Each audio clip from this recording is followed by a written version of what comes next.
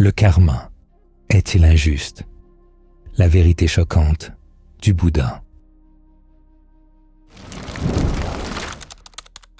1. Qu'est-ce que le karma? Le mot karma a deux significations selon le contexte. Principalement, il désigne les actions intentionnelles en pensée, en parole et en acte. Secondairement, les résultats des actions intentionnelles, passées ou présentes, qui sont façonnées par la qualité de l'intention sous-jacente à ces actions. 2. Comment les actions déterminent-elles les résultats? Les actes intentionnels habiles, ceux qui ne causent que de tort ni à soi-même ni à autrui, tendent vers des résultats plaisants. Les actes intentionnels malhabiles, ceux qui causent du tort à soi-même, à autrui ou aux deux, tendent vers des résultats douloureux. Il est important de souligner le mot « tendant » ici, car il n'y a pas de lien déterministe rigide et systématique entre un acte intentionnel et ses résultats. L'une des images du Bouddha pour le karma est une graine. Lorsque vous plantez une graine de melon amer, elle aura tendance à produire une vigne de melon amer. Lorsque vous plantez un pépin de raisin, il aura tendance à produire une vigne de raisin. Vous ne pouvez pas vous attendre à ce qu'un pépin de raisin produise un melon amer, ni qu'une graine de melon amer produise du raisin. Cela est certain. Mais quant à savoir si l'une ou l'autre graine produira une vigne vigoureuse et saine, cela dépend de plus que de la seule santé de la graine. Le sol, le soleil, la pluie jouent tous un rôle, sans oublier la possibilité que la graine soit endommagée ou détruite par un incendie, mangée par un animal ou étouffée par des plantes poussant à partir d'autres graines plus robustes dans le champ environnant. De la même manière, lorsque vous plantez une graine de karma, elle aura tendance à donner des résultats plaisants si elle est habile et des résultats douloureux si elle ne l'est pas. Par exemple, les actes de générosité sur le long terme tendent à mener à la richesse. La consommation d'intoxicants tend à mener à un dérangement mental. Mais la force de ces résultats et le temps qu'ils mettront à mûrir dépendront de nombreux facteurs en plus des actions initiales. Les actions accomplies avant, les actions accomplies après, et en particulier l'état de votre esprit au moment où les résultats sont pleinement mûrs. En fait, ce dernier facteur, la façon dont votre esprit agit face au mûrissement des vieilles graines de karma, est le facteur le plus important pour déterminer si vous souffrirez de ces résultats. Si vos actions présentes, votre nouveau karma, sont malhabiles au moment de composer avec les résultats du vieux karma, vous pouvez souffrir même des résultats d'un bon karma passé. Si votre karma présent est habile, il peut minimiser la souffrance qui découlerait d'un mauvais karma passé. Par exemple, si vous traitez le plaisir issu d'un bon karma passé comme une excuse pour l'orgueil ou l'égoïsme, vous allez souffrir. Si vous traitez la douleur issue d'une action malhabile comme une opportunité de comprendre la douleur afin de vous libérer de son pouvoir, vous souffrirez beaucoup moins.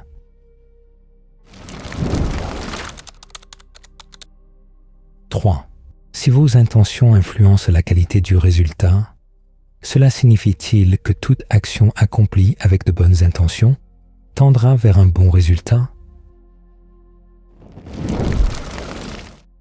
Pour qu'une intention donne de bons résultats, elle doit être exempte d'avidité, d'aversion et d'illusion.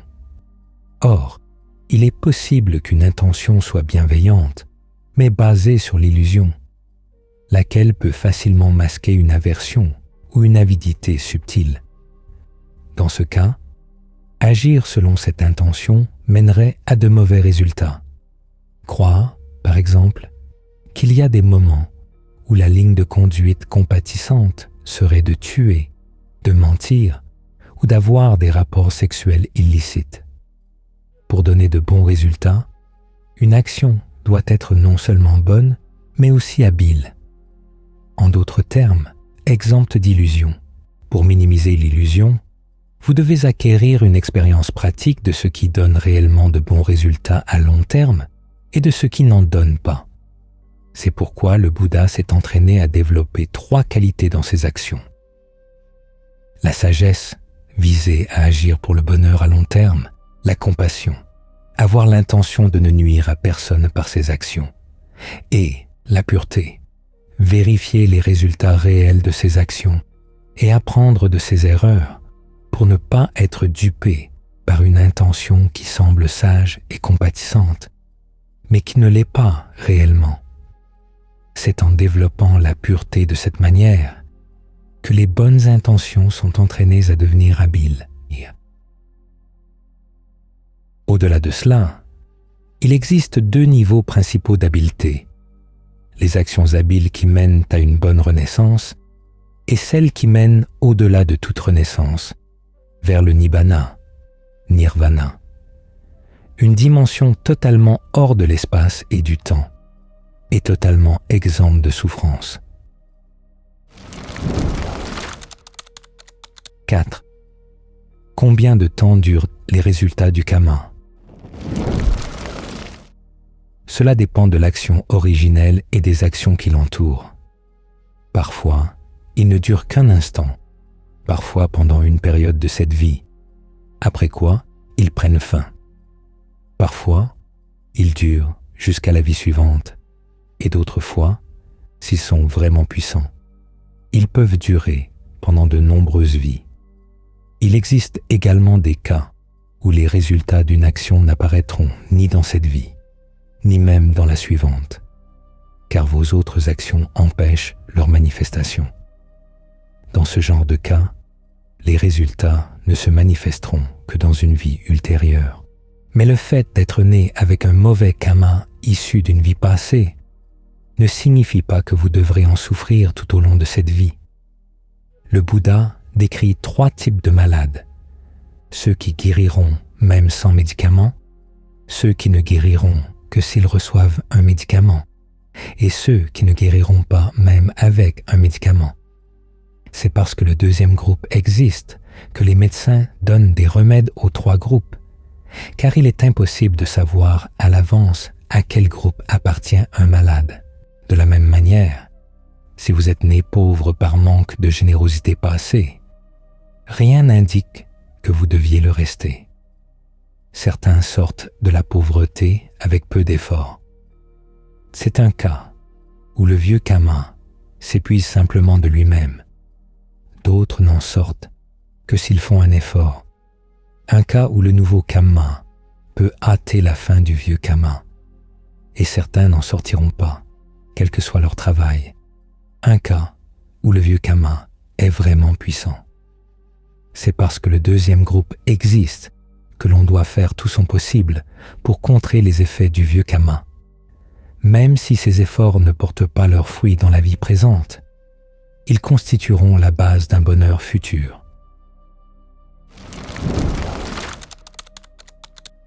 5. Est-ce que le karma façonne tout ce que vous expérimentez? Le Bouddha a utilisé l'enseignement sur le karma pour expliquer seulement 3 choses. Votre expérience du plaisir et de la douleur, le niveau de renaissance que vous atteignez après la mort, en ce qui concerne des aspects tels que votre sagesse ou votre manque de sagesse, votre richesse ou votre pauvreté, ainsi que la durée de votre vie, ce qu'il faut faire pour sortir du cycle des renaissances. Le noble chemin octuple, vue juste, résolution juste, parole juste, action juste, moyen d'existence juste, effort juste, attention juste et concentration juste, est ce dernier type de karma. Le karma qui, en menant au nibbana, met fin au karma. En dehors de ces sujets, le Bouddha a déclaré que l'on deviendrait fou si l'on essayait de comprendre toutes les ramifications des résultats du karma. Comme son enseignement porte simplement sur la souffrance et la fin de la souffrance, il ne s'est pas aventuré plus loin sur ce sujet.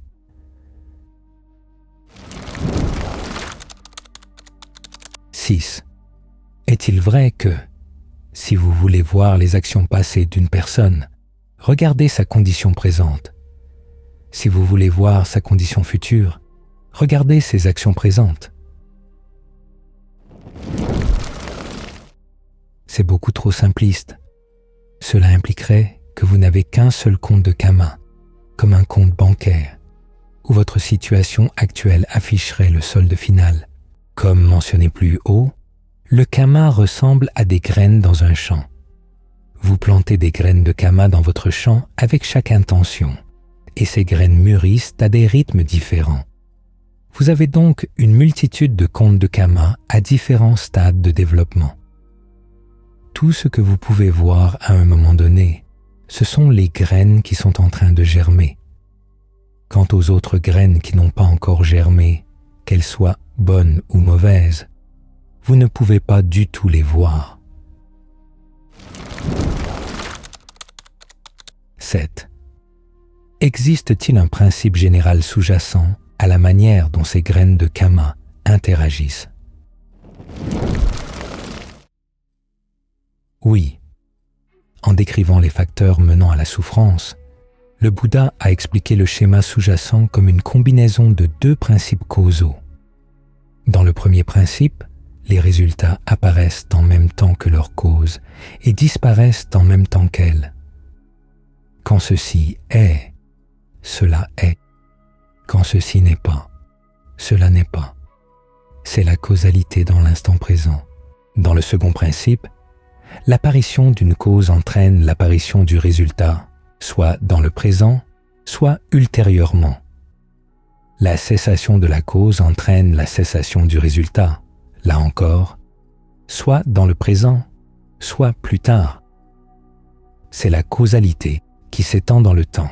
Un exemple du premier principe serait une douleur mentale qui surgit dès qu'un désir apparaît et cesse dès que le désir s'éteint. Un exemple du second principe serait un désir donnant lieu à une action, immédiatement ou plus tard. Comme le désir finira par s'arrêter, l'action et ses résultats devront aussi s'arrêter, même s'ils survivent au désir initial. Ces deux principes interagissent constamment, de sorte que, en termes de karma, votre expérience présente est façonnée par trois facteurs: les résultats des intentions passées, incluant toutes vos sphères sensorielles, œil, oreille, nez, langue, corps et esprit, vos intentions présentes, les résultats de vos intentions présentes. Les intentions passées vous fournissent la matière première ou les potentiels de votre expérience actuelle. Mais vos intentions présentes sont ce qui façonne ces potentiels bruts pour en faire vos expériences réelles. De la même manière qu'un cuisinier prend des ingrédients crus et prépare des aliments consommables, comme les résultats de nombreuses actions passées, en mûrissant, pourraient offrir toutes sortes de matières premières à tout moment. Et parce que vous êtes potentiellement libre de créer n'importe quel type de nouveau karma, ces conditions peuvent interagir de multiples façons complexes. En fait, dans votre expérience du présent, vos intentions actuelles précèdent votre conscience des sens. Cela signifie que vous ne vous contentez pas de réagir aux images, aux sons, etc., après qu'ils se sont produits. Vous abordez en réalité l'apport sensoriel avec déjà certaines intentions à l'esprit. Ces intentions déterminent ce que vous remarquerez à travers les sens. Comment vous l'interpréterez, ce que vous en voudrez et ce que vous en ferez. Si vous cherchez une raison de vous mettre en colère, vous trouverez une image ou un son pour nourrir votre colère. Si vous cherchez des raisons d'être gentil envers quelqu'un, vous les trouverez. Comme nous l'avons noté plus haut, si ces intentions présentes sont malhabiles, elles vous feront souffrir même face à des images ou des sons agréables. Si elles sont habiles, vous pouvez éviter la souffrance même lorsque les images ou les sons sont douloureux. C'est pour cette raison que vos intentions présentes sont d'une importance capitale. En fait, sans intention présente, vous n'auriez aucune expérience du monde de l'espace et du temps offerts par les sens. Vous seriez libéré de leurs limitations. Sur le plan ultime, ce fait est ce qui rend possible l'éveil à une dimension hors de l'espace et du temps, le Nibbana. Sur le plan immédiat, cela explique pourquoi, même si vous avez de mauvaises graines de karma issues d'intentions malhabiles passées mûrissant dans votre champ, vous disposez d'une certaine liberté dans la manière de les traiter afin de ne pas en souffrir. Vous pouvez être proactif dans la prévention de la souffrance. Plus vous êtes vigilant sur ce que vous faites au présent, et plus vous êtes attentif à la manière d'agir avec habileté, plus vous avez la liberté de choisir la voie habile ici et maintenant. C'est pourquoi nous méditons, pour nous offrir plus de liberté au présent. En particulier, en essayant intentionnellement de nous concentrer sur un objet, comme la respiration, nous devenons sensibles à d'autres intentions présentes, dont certaines sont très subtiles. Cette sensibilité nous permet d'élargir notre connaissance de ce qui se passe réellement dans l'esprit, ce qui, en retour, accroît l'éventail de notre liberté de choix au présent. Nous sommes mieux à même d'entraîner l'esprit aux compétences dont il a besoin pour créer un karma présent positif, pour traiter positivement la matière brute du karma négatif passé et finalement pour dépasser entièrement le karma des intentions. C'est ainsi que la souffrance prend fin.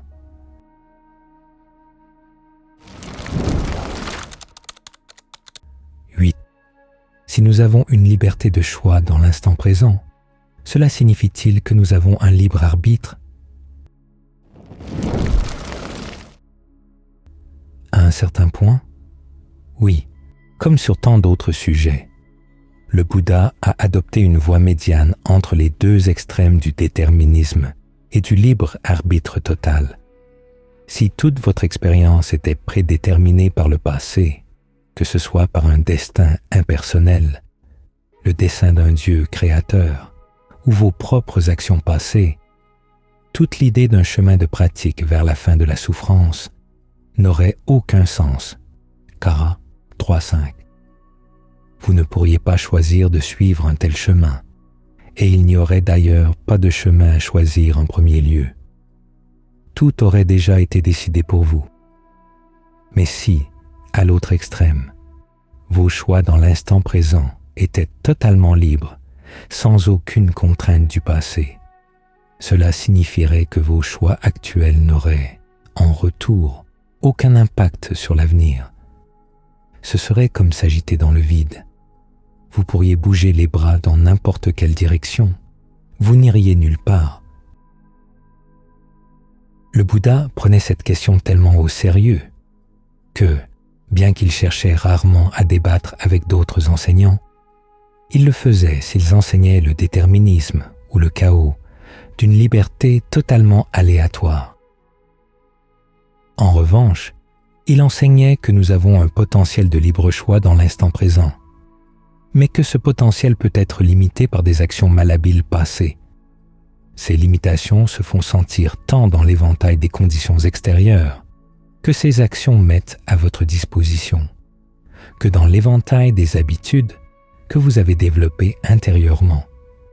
Pourtant, ce potentiel de libre choix peut être développé, particulièrement dans le domaine où cela importe le plus, notre liberté de choisir et de suivre le chemin qui mène au vrai bonheur. L'un des objectifs principaux de la pratique bouddhique est d'améliorer les habitudes que vous apportez au façonnement de chaque instant présent afin qu'elles puissent mener dans cette direction. Prenez, par exemple, les 3 habitudes que le Bouddha recommandait dans le cadre de la pratique de l'attention afin qu'elles mènent à la concentration et au discernement. La vigilance, la capacité d'être clairement conscient à la fois de ce que vous faites au moment où vous le faites et des résultats qui découlent de vos actes. L'attention, la capacité de garder à l'esprit les leçons apprises, tant par les instructions du Dhamma que par vos propres actions, quant à ce qui est bénéfique ou nuisible à faire. L'ardeur, le désir sincère d'agir aussi habilement que possible à chaque instant. À mesure que vous développez ces habitudes, vous constituez un bagage de connaissances sur ce qui fonctionne ou non pour mener au vrai bonheur. Vous devenez également un juge plus avisé des actions qui mènent à quel résultat et de ce qui constitue réellement le vrai bonheur. Lorsque votre attention se transforme en une concentration puissante, vous apprenez à ne pas être submergé par le plaisir ou la douleur, en maintenant votre focalisation même en présence d'un plaisir intense et en comprenant la douleur au point de ne plus en souffrir. Cette force mentale accrue accroît votre liberté. Vous disposez de plus de choix et vous êtes plus apte à agir selon des intentions habiles, quelles que soient les circonstances façonnées par vos intentions passées. Vous devenez comme un cuisinier expert, capable de préparer de bons plats à partir de n'importe quoi, bon ou mauvais, poussant dans le potager. 9. Pourquoi, lorsqu'on parle du karma, a-t-on tendance à se concentrer sur les punitions et les épreuves issues du passé?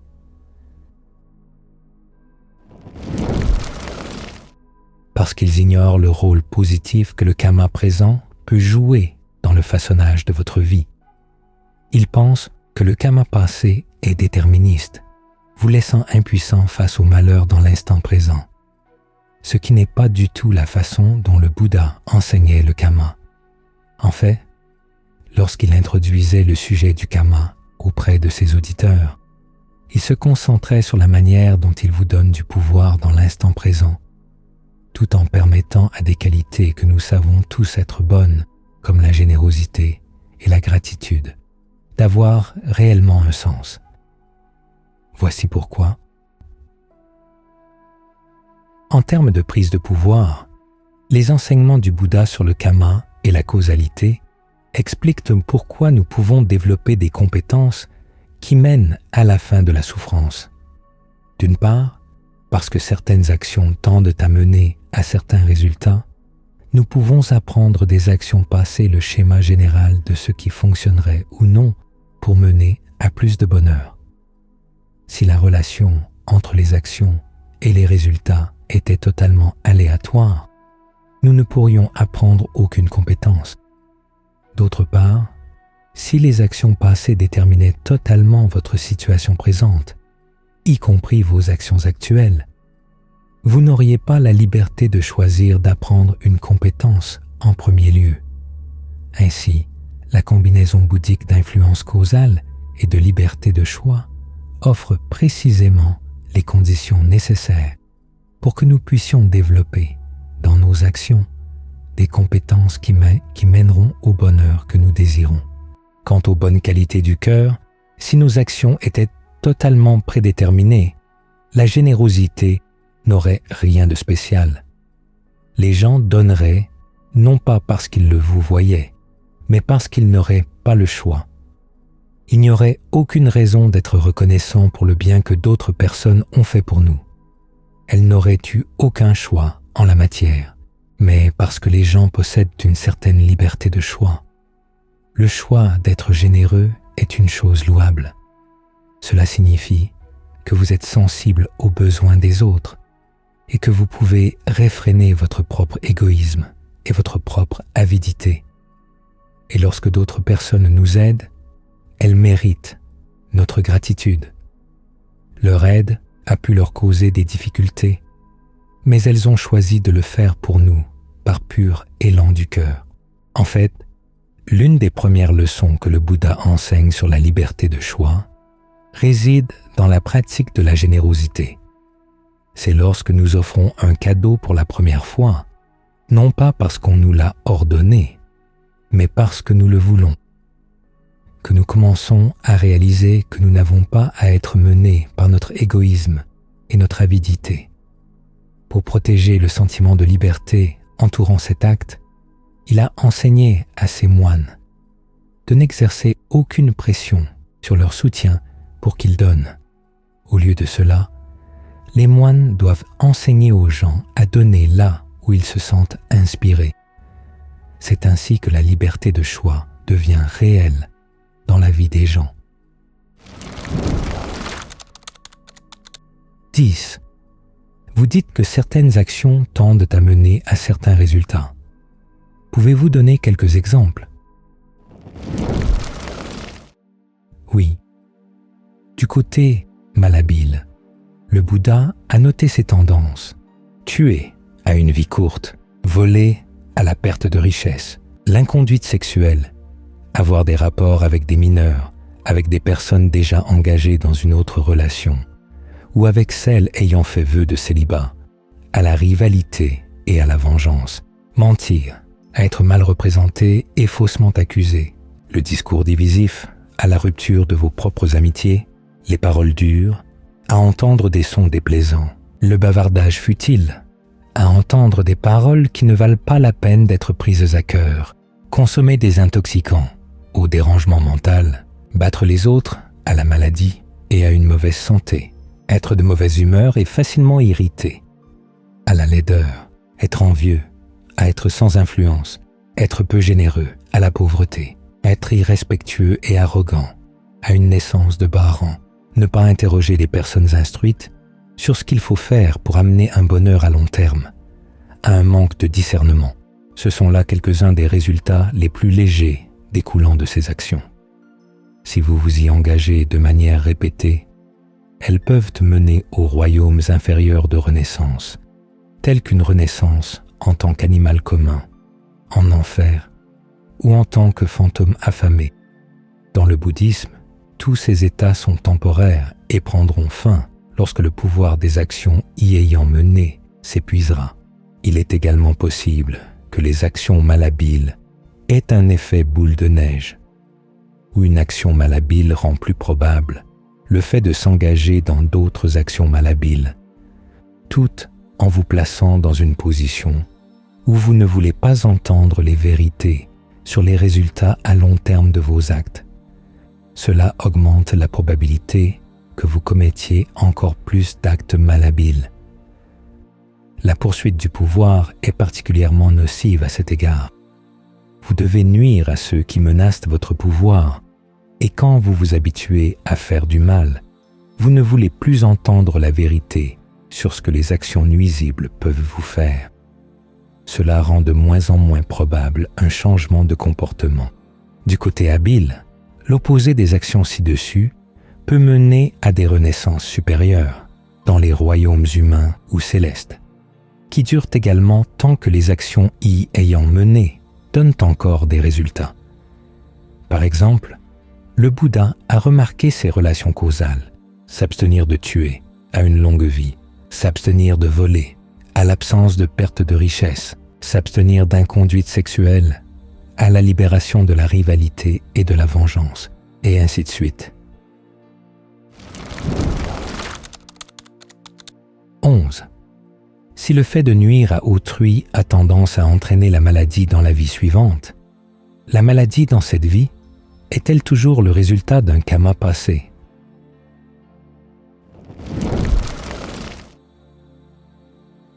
Comme pour toute autre expérience de douleur, la maladie peut provenir d'une grande variété de facteurs karmiques, passés et présents.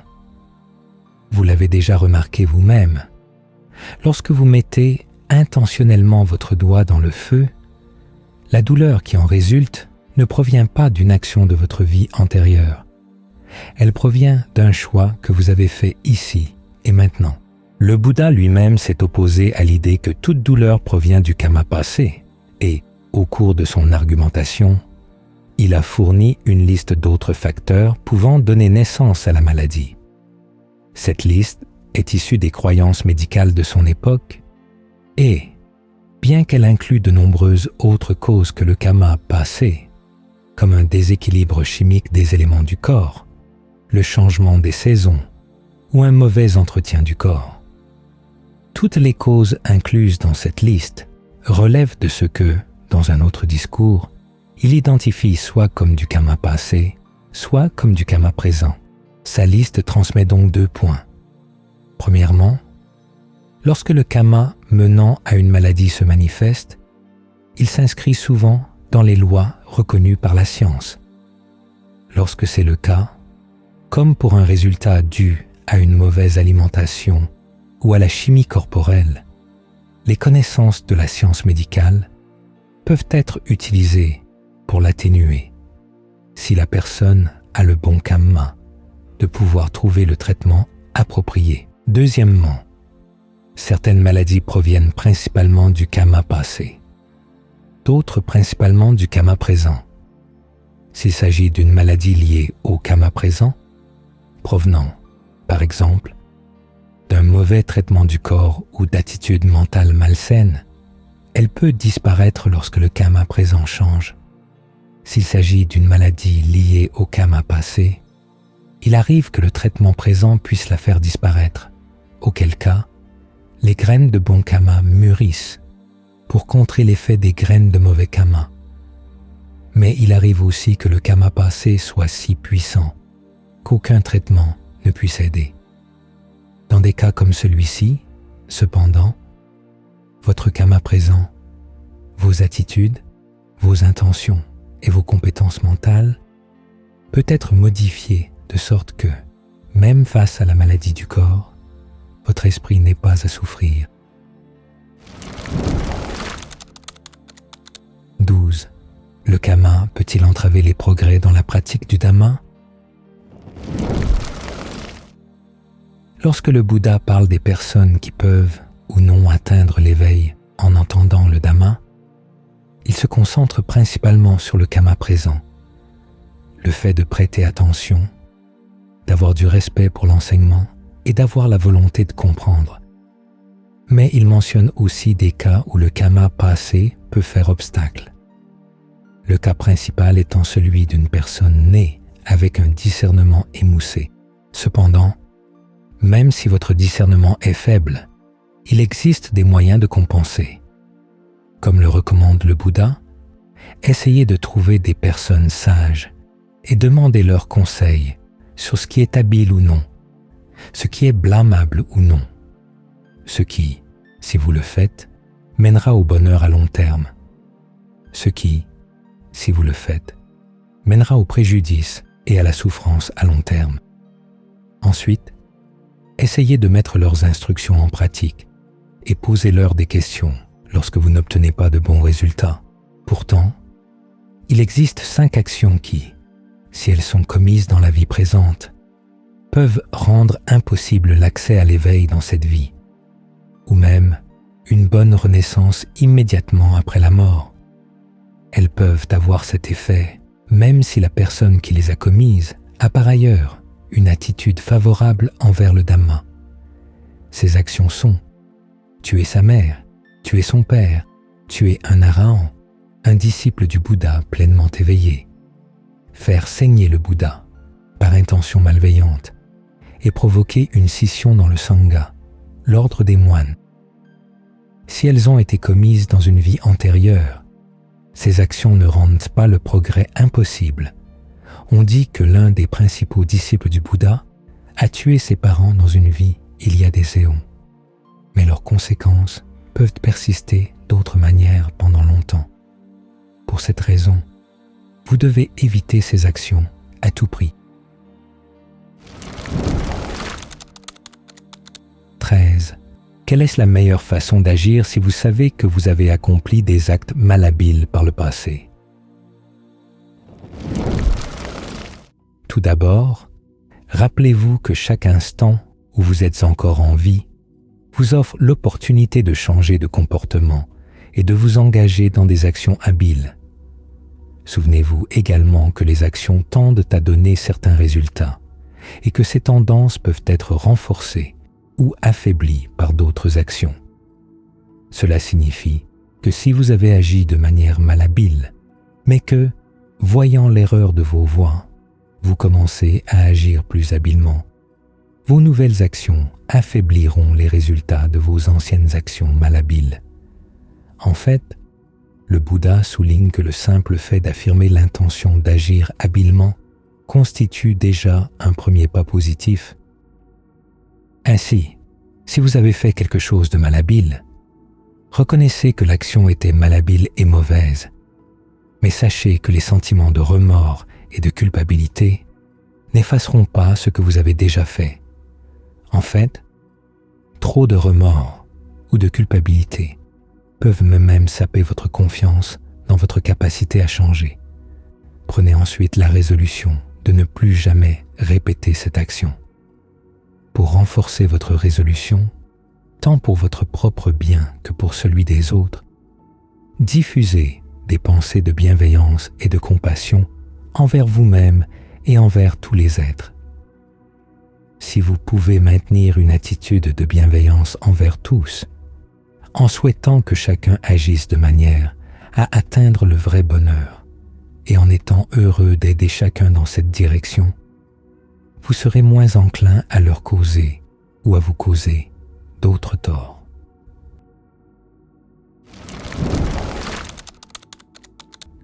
« 14.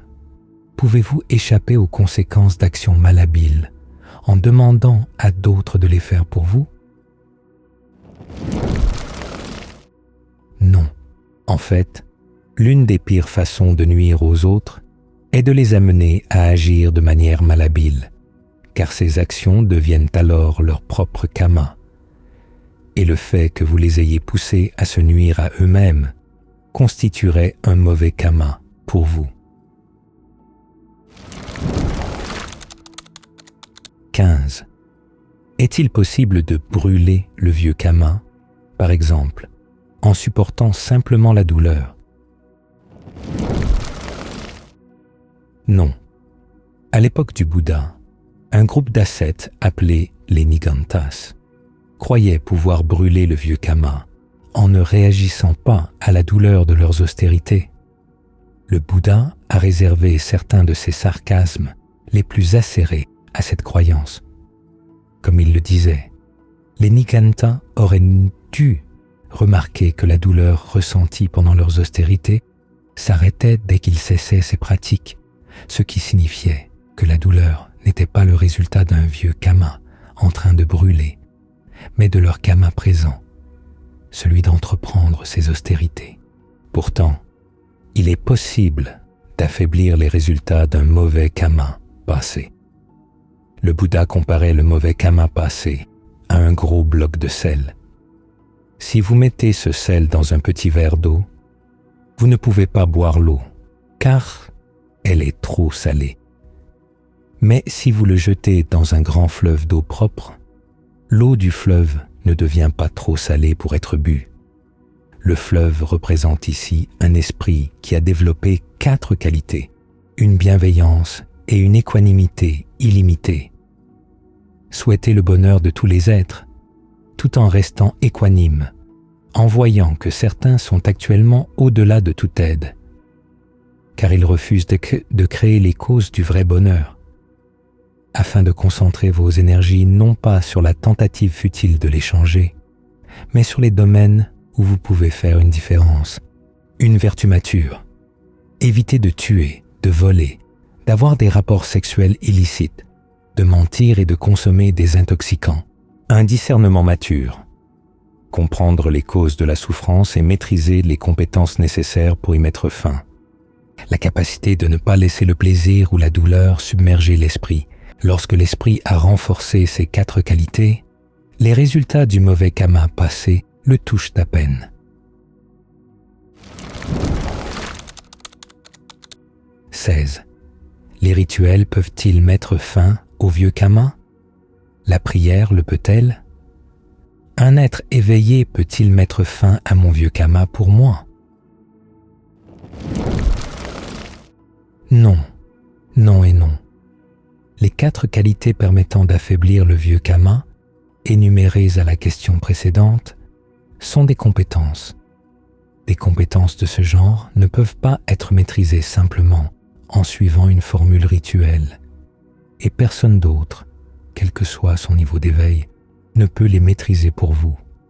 Vous devez les maîtriser vous-même. Quant à la prière, vous pouvez, comme moyen de focaliser votre intention, prendre la résolution de maîtriser ces compétences, mais la prière seule ne suffira pas à accomplir la tâche.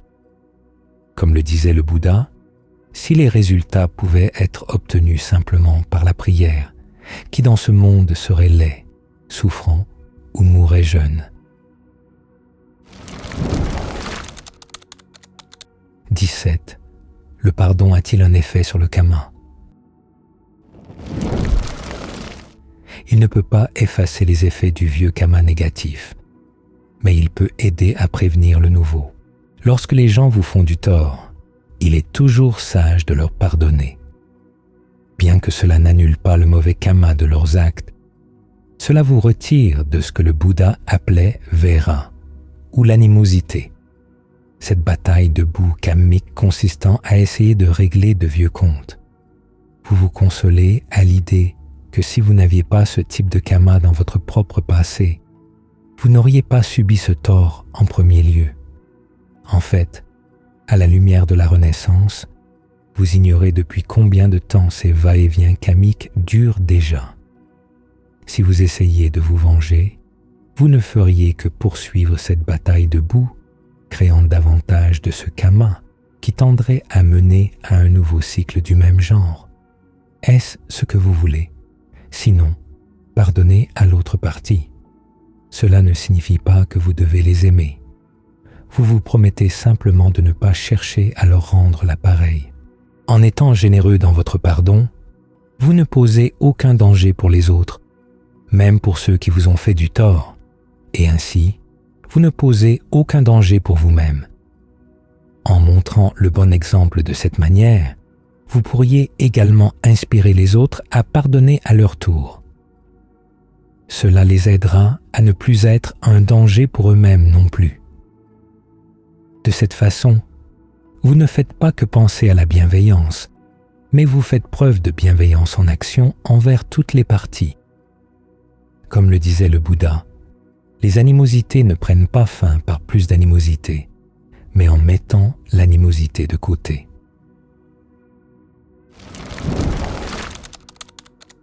18.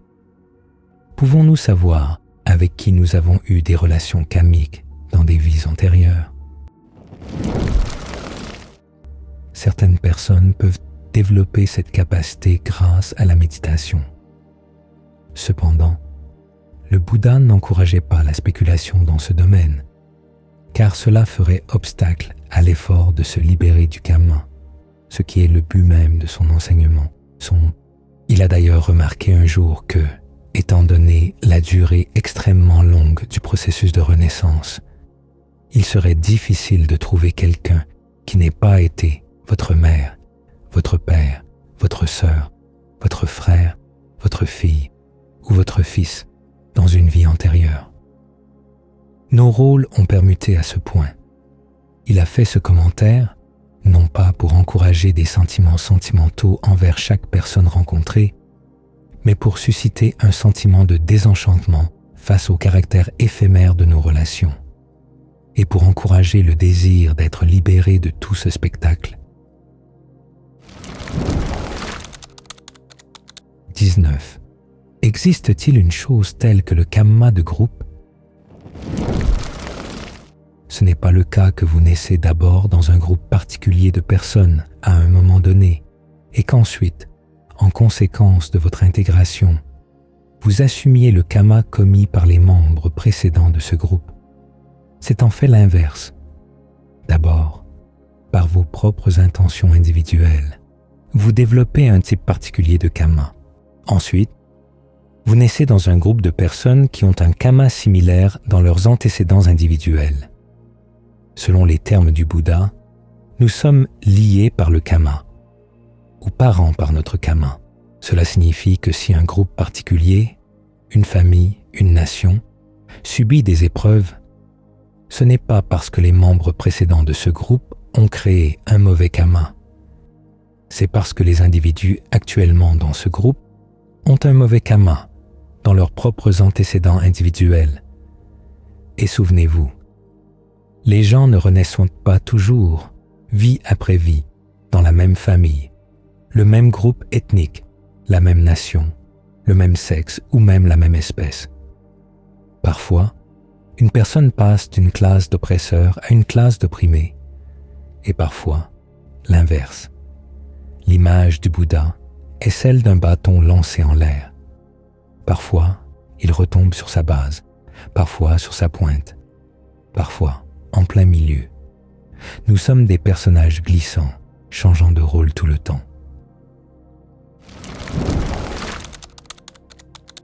20. En guise de résumé, quelle serait une bonne façon d'enseigner aux enfants des leçons saines sur le karma? Vous pourriez essayer les leçons que le Bouddha a données à son propre fils, Rahula. D'abord, il a enseigné à Rahula l'importance d'être véridique. Et cela signifie être véridique envers soi-même aussi bien qu'envers les autres. Selon les mots du Bouddha, une personne qui ne ressent aucune honte à dire un mensonge délibéré est totalement vide de bonté. La vérité est la base de tout progrès dans la vie de l'esprit et constitue le fondement de toutes les instructions restantes du Bouddha sur la manière d'apprendre de ses actions. Vous ne pouvez pas apprendre de vos actions à moins d'être honnête avec vous-même en admettant ce que vous avez fait et pourquoi. Le Bouddha a ensuite enseigné à Rahula d'examiner ses actions comme il examinerait son visage dans un miroir. Avant d'agir, par le corps, la parole ou l'esprit, Rahula devait se demander s'il prévoyait un préjudice découlant de l'action, soit pour lui-même, soit pour autrui. S'il prévoyait un dommage, il ne devait pas accomplir l'action. S'il n'en prévoyait aucun, il pouvait agir. Tout en agissant, il devait vérifier les résultats immédiats de son action. Si un préjudice survenait, il devait arrêter l'action. Sinon, il pouvait la poursuivre. Une fois l'action terminée, il devait en vérifier les résultats à long terme. Si elle avait réellement causé un dommage, alors, s'il s'agissait d'un acte par le corps ou la parole, il devait en discuter avec quelqu'un de plus expérimenté sur le chemin. Pour un enfant aujourd'hui, cela signifierait en parler avec ses parents. Cela donne à l'enfant l'occasion d'apprendre de l'expérience des parents, en supposant que les parents soient assez sages pour ne pas faire regretter à l'enfant d'avoir été ouvert et honnête avec eux. S'il s'agissait simplement d'une action mentale, le Bouddha a dit à Rahula qu'il devait ressentir un sentiment de honte sain vis-à-vis de l'action, la honte au sens de l'opposé de l'impudeur, et prendre la résolution de ne plus s'engager dans ce type de pensée. Si en revanche, l'action n'avait causé aucun dommage, Rahula devait se réjouir de progresser et continuer à s'entraîner pour devenir encore plus habile dans ses actions. Ces instructions sur la façon d'apprendre de ses erreurs enseignent au moins 3 types de leçons sur le karma. A. Premièrement, elles enseignent des leçons importantes sur l'action en général. B. Que 1. Vous avez la capacité de choisir comment agir. 2. Les actions ont des résultats. 3. Vos intentions sont importantes pour déterminer les résultats. Mais les bonnes intentions ne suffisent pas. Vous devez apprendre à rendre vos intentions habiles en observant les résultats que vos actions donnent réellement, afin de devenir plus expérimenté dans l'anticipation des résultats qui découleront de vos actes. 4. Les résultats de vos actions suivent un schéma. Si ce n'était pas le cas, vous ne pourriez tirer aucune leçon des actions d'aujourd'hui qui s'appliquerait aux actions de demain. 5. Ce schéma peut se manifester aussi bien dans le présent que sur la durée. Cela se rapporte aux 2 principes sous-jacents aux actions. La recommandation du Bouddha d'examiner les résultats des actions pendant qu'on les accomplit se rapporte au premier principe. Les actions peuvent me façonner le moment présent. Quand vous vous coincez le doigt dans une porte, vous n'avez pas besoin d'attendre la prochaine vie pour ressentir la douleur. Les instructions du Bouddha de vérifier les résultats à long terme de l'action se rapportent au second principe. Les actions peuvent mettre du temps à montrer leurs résultats. Quand vous plantez une graine, il faudra du temps, parfois beaucoup de temps, pour que la plante mûrisse. Gardez ces 2 principes à l'esprit lorsque vous observez vos actions, vous apprend à être responsable de ce que vous faites. Voir les résultats dans le présent vous montre que vous n'avez pas à être une victime passive des circonstances actuelles. Vous pouvez prendre l'initiative d'apporter des changements. Voir des résultats qui mettent du temps à mûrir enseigne une leçon importante sur la gratification différée. Ne mesurez pas vos plaisirs et vos peines uniquement à la façon dont vous les ressentez dans le présent. Pensez au préjudice à long terme qui peut résulter de certains plaisirs et au bénéfice à long terme qui peut découler de l'accomplissement de tâches difficiles. 6. Même si vous avez agi de manière malhabile dans le passé, vous pouvez changer vos actions maintenant et pour l'avenir. C'est peut-être la leçon la plus importante de toutes. B. Le respect de ces instructions développe des traits de caractère importants, la vigilance. En réalisant que vos actions peuvent faire la différence entre le bienfait et le préjudice. La compassion, en ne voulant causer de tort à personne. La véracité, en étant prêt à admettre vos erreurs. L'intégrité, en assumant la responsabilité de tout dommage que vous avez causé. La sagesse, en étant capable de vous convaincre de choisir vos actions en fonction des résultats à long terme qu'elles donneront, et non en fonction de vos humeurs ou de ce que vous aimez ou n'aimez pas faire. C. Enfin, l'application de ces instructions développe également les 3 qualités nécessaires pour cultiver la pleine conscience et la concentration. L'alerte, en voyant clairement ce que vous faites pendant que vous le faites, ainsi que les résultats qui découlent de vos actions. La pleine conscience, en vous rappelant d'examiner vos intentions et vos actions à tout moment, et en vous souvenant des leçons apprises de vos actions passées. L'ardeur, en faisant de votre mieux pour éviter tout préjudice. Ce sont là quelques-unes des façons dont les instructions du Bouddha à Rahula constituent une excellente introduction pour les enfants sur la manière de comprendre les principes du Kamma et d'en faire bon usage dans leur vie. Et bien sûr, ces leçons ne sont pas destinées qu'aux enfants. Les adultes peuvent également bénéficier de leur mise en pratique. Vertu et vue, juste. Essayez de trouver un sentiment de bien-être en respirant ici même. Prenez quelques bonnes inspirations et expirations longues et profondes. Puis demandez-vous, quel type de respiration serait agréable? La respiration longue sert à aérer le corps, à vous rendre sensible à la sensation du souffle et à vous donner une ancre. Ensuite, à mesure que vous vous posez un peu plus, vous devenez plus sensible aux besoins du corps. A-t-il besoin d'être dynamisé maintenant? D'accord, essayez une inspiration longue et une expiration courte. A-t-il besoin de se détendre? Essayez une inspiration courte et une expiration longue, ou toute combinaison de court, long, rapide, lent, lourd ou léger qui semble juste. Vous voulez donner à l'esprit un endroit où il peut se poser et trouver une source de bien-être à l'intérieur. Nous vivons dans un monde qui, bien souvent, ne tourne pas comme nous le voudrions, mais nous pouvons apprendre à maîtriser notre esprit. C'est une distinction importante. On entend parfois dire que le simple fait de vouloir que quoi que ce soit différent de ce qu'il est constituerait en soi un désir ardent, une mauvaise chose. Mais le Bouddha n'a jamais enseigné cela. Il y a des choses que l'on accepte et d'autres non. Ce que vous n'acceptez pas, ce sont les pensées malhabiles dans l'esprit. Celles qui créent de la souffrance maintenant, ou pire encore, qui créent de la souffrance à l'avenir.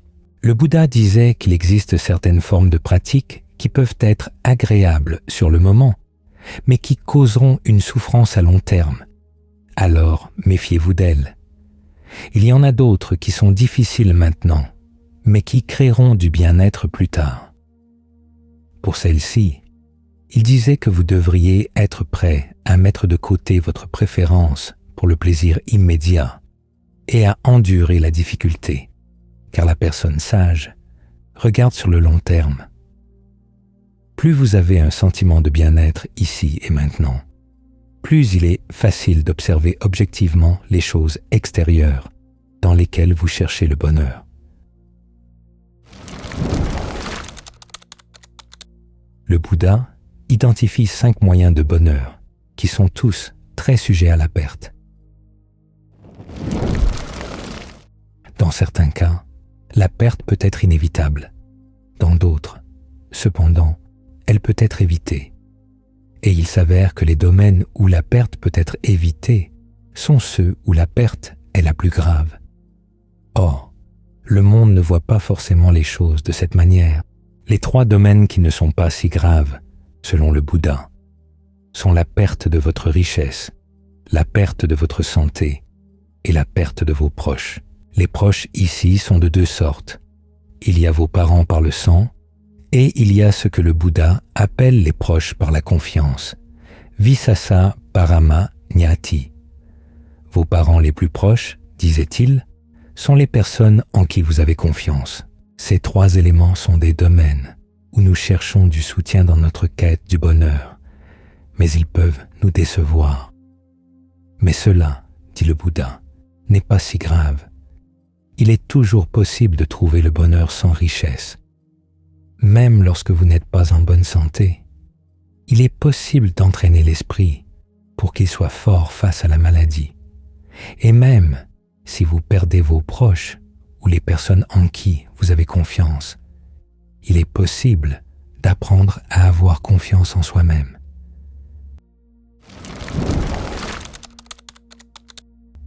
Et c'est là que les 2 autres domaines interviennent. 2 autres façons de trouver le bonheur passent par la vertu et par la vue juste. La vertu est notre volonté de dire non à toutes les pensées malhabiles de l'esprit, celles qui nous pousseraient à commettre des actes malhabiles. Et la vue juste consiste à réaliser l'importance de nos actions. Les 2 vont de pair. Si vous ne voyez pas l'importance de vos actions, il serait difficile de vous convaincre d'être vertueux. Mais comme le disait le Bouddha, si vous voyez que les bonnes et les mauvaises actions ont de bons et de mauvais résultats, et qu'elles proviennent de la qualité de l'esprit, la qualité de l'intention qui entre dans l'action, car c'est elle qui détermine si elles sont bonnes ou mauvaises, alors vous êtes plus susceptible d'agir selon des intentions vertueuses. Et si vous réalisez que les résultats des actions ne durent pas seulement pour cette vie, mais se prolongent dans les vies futures, alors vous allez être beaucoup plus prudent quant à ce que vous faites, dites et pensez.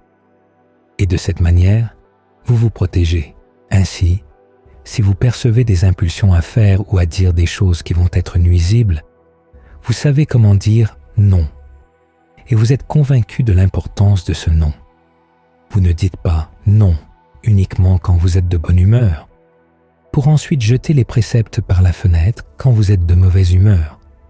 Vous ne pouvez pas laisser vos humeurs déterminer ce qui a de la valeur et ce qui n'en a pas dans la vie. Vous devez avoir un sens aigu des valeurs, et c'est à cela que sert la vue juste. La vue juste est une question de la manière dont vous vous parlez à vous-même, de ce qui vaut la peine d'être fait et de ce qui ne le vaut pas. Les choses que vous pourriez avoir envie de faire mais qui vont causer des ennuis, vous savez comment vous dissuader de les faire. Les choses que vous n'aimez pas faire mais qui mèneront au bonheur, vous pouvez vous convaincre de les accomplir. La manière dont l'esprit se parle à lui-même est vraiment importante. Et l'une des leçons que vous devez sans cesse vous rappeler est que vos possessions les plus précieuses sont votre vertu et votre vue juste. Celles-ci font bien sûr partie du chemin. La vue juste est le premier facteur du chemin. La vertu couvre 3 des facteurs centraux. Vous vous demandez peut-être pourquoi le Bouddha n'a pas inclus la concentration ici aussi. Elle fait suite à la vue juste. Une fois qu'il y a la vue juste, il devrait y avoir la résolution juste, et de la résolution juste découle la concentration juste. Mais pour les personnes qui n'ont pas de grande capacité de concentration, il est toujours possible de s'accrocher à la vue juste et à votre vertu. Ces choses relèvent en réalité de la conviction. Lorsque nous parlons en termes de force et de faculté, vous êtes convaincu de l'éveil du Bouddha. Que signifie être convaincu de son éveil? Vous êtes convaincu, premièrement, qu'il y est parvenu par ses propres actions, et deuxièmement, qu'il a beaucoup appris sur le pouvoir de l'action humaine dans le cadre de son éveil, qu'il est possible, par vos actions, de faire la différence entre souffrir ou ne pas souffrir. Si vous êtes vraiment convaincu de ce principe, alors vous aurez des vertus que le Bouddha disait être agréables aux nobles. Des vertus que vous ne rompez pas, des vertus qui ne sont pas tachées ou déchirées selon les termes du canon, des vertus qui sont solides, des vertus que vous suivez non pas pour être fiers de vous, mais parce que vous savez que pour le bien de votre véritable bonheur, vous devez les suivre. Parmi ces 5 sources de bonheur, comme je l'ai dit, 3 d'entre elles peuvent être perdues d'une manière sur laquelle vous n'avez aucun contrôle. Si votre santé doit décliner, il y a des cas où vous pouvez rendre le corps plus sain par la médecine ou l'exercice. Mais il y a d'autres cas où vous avez une maladie que, quel que soit le médicament, vous ne pourrez pas guérir. Il en va de même pour votre richesse. Vous pouvez faire de votre mieux pour vous assurer de maintenir votre fortune. Mais il peut y avoir des circonstances où, soudainement, elle disparaît. S'il y avait un effondrement social en ce moment, tout l'argent que nous avons dans les banques serait inutile. Quant aux proches, ils ont leur propre esprit. Et eux aussi sont sujets au vieillissement, à la maladie et à la mort, tout comme nous. Il y a donc des moments où vous n'avez aucun contrôle sur leur perte, mais vous avez le contrôle sur vos vues et votre vertu. Et pourtant, si souvent, nous abandonnons ce contrôle à nos humeurs. Aujourd'hui, vous avez envie d'être vertueux. Demain, vous dites « J'en ai assez de tout ça ». Mais quel droit votre humeur a-t-elle de dicter des choses pareilles? Il en va de même pour vos vues. Vous ne voulez pas que vos vues soient déformées par vos humeurs. Vous devez réaliser que, quelles que soient vos humeurs, certaines choses sont vraies. Nous avons parlé aujourd'hui du fait que le principe du karma n'est pas toujours juste. Eh bien, le Bouddha n'a pas conçu le principe du karma. Ce n'est pas un bouddhisme sur mesure. Il a découvert ces vérités. Il a découvert que c'est ainsi que les choses fonctionnent. Et c'est parce qu'il a accepté de se soumettre à la manière dont les choses agissent qu'il a pu manipuler la cause et l'effet afin d'atteindre l'éveil. Il y a donc un certain élément auquel nous devons nous soumettre, particulièrement dans la compréhension des principes de cause à effet. Ils peuvent ne pas nous plaire, mais c'est ainsi que sont les choses. C'est ainsi qu'elles agissent. Pourtant, nous pouvons utiliser ces principes. Cela demande de la patience, car parfois nos actions donnent des résultats immédiats, et parfois elles ne donnent pas de résultats avant très, très longtemps. Parfois, nous faisons beaucoup de bonnes choses, et nous ne semblons pas obtenir de bons résultats. C'est peut-être parce que nous avons un vieux karma du passé, dont nous ne nous souvenons pas du tout. Il peut sembler injuste que nous soyons encore tenus responsables de choses dont nous ne nous souvenons même pas, mais c'est ainsi que fonctionnent la cause et l'effet. Alors, vous devez mettre de côté votre impatience, mettre de côté vos humeurs, et simplement dire « D'accord, comment puis-je apprendre à vivre avec ces principes d'une manière qui servirait réellement mon véritable bien-être à long terme? Et comment puis-je maintenir ma vertu? Comment puis-je maintenir mes vues justes? »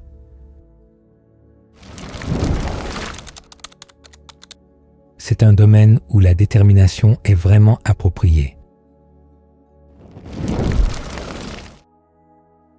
Parfois, nous entendons dire, particulièrement en Thaïlande, que l'on peut faire une détermination et que c'est comme une prière. Une partie de la confusion vient du fait que lorsque le christianisme est arrivé en Thaïlande, ils ont pris le mot pour détermination, adhitthana, et l'ont utilisé pour traduire le mot prière. Cela a fini par embrouiller tout le monde. Et la véritable détermination consiste à décider fermement que vous voulez faire quelque chose de bien et à vouloir vous tenir à cette résolution. Vous ne pouvez pas déterminer que ma richesse ne s'en aille pas, que ma santé ne décline pas, que mes proches soient tous en sécurité, que mes proches aient tous la vue juste. Vous ne pouvez pas déterminer cela, mais vous pouvez déterminer que je ne perde pas ma vertu, que je ne perde pas ma vue juste. Car vous ne perdez ces choses qu'à travers vos propres choix, et vous devez réaliser à quel point cela serait grave. Vous pourriez toujours posséder votre richesse, votre santé et vos proches, et être capable de trouver toutes sortes de bonheur avec eux. Mais s'il n'y a pas de vue juste, et s'il n'y a pas de vertu, ou si celles-ci sont irrégulières, qu'elles vont et viennent, alors la façon dont vous cherchez le bonheur, en utilisant votre richesse, votre santé, en essayant de dépendre de vos proches, pourrait se retourner contre vous et vous détruire. Réalisez donc le sérieux de la détermination sur la vertu, de la détermination sur la vue juste, et comprenez à quel point il est important de ne laisser aucun incident dans le monde changer votre attitude envers ces choses. Vous allez les protéger à tout prix. Tout comme le Bouddha a dit qu'une mère protégerait au péril de sa vie son enfant unique, de la même manière, vous devriez protéger votre bienveillance. Eh bien, la bienveillance fait partie de la vue juste. Alors défendez la vue juste au péril de votre vie. Défendez votre vertu au péril de votre vie, car elles sont plus importantes que votre vie. Elles sont pour votre bien-être et votre bonheur à long terme.